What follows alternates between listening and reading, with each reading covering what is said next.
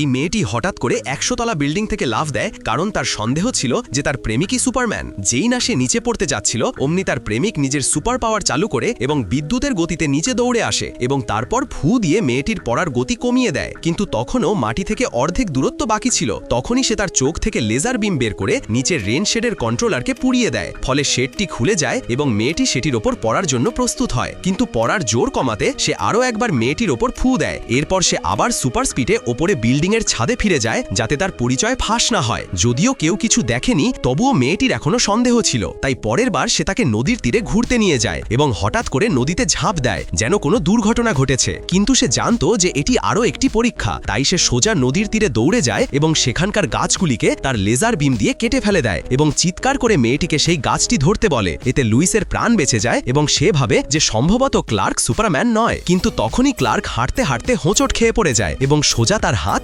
জ্বলন্ত আগুনে রেখে দেয়। ভয়ে লুইস সঙ্গে সঙ্গে তার দিকে ছুটে যায়, কিন্তু যখন দেখে যে ক্লার্কের হাতের কিছুই হয়নি, তখন সে অবাক হয়ে যায়। এখন তার সন্দেহ আবার নিশ্চিত হয়। পরের দিন সে শেষ পরীক্ষাটি করে। সে ক্লার্কের দিকে সরাসরি গুলি চালায়, কিন্তু গুলি লাগার পরেও যখন তার গায়ে একটা আঁচড়ও পড়েনি, তখন ক্লার্ককে সবকিছু বলতেই হয়। সে হাসে এবং বলে, হ্যাঁ, আমিই সুপারম্যান। এরপর সে লুইসকে নিয়ে সারা পৃথিবী ভ্রমণে বেরিয়ে পড়ে।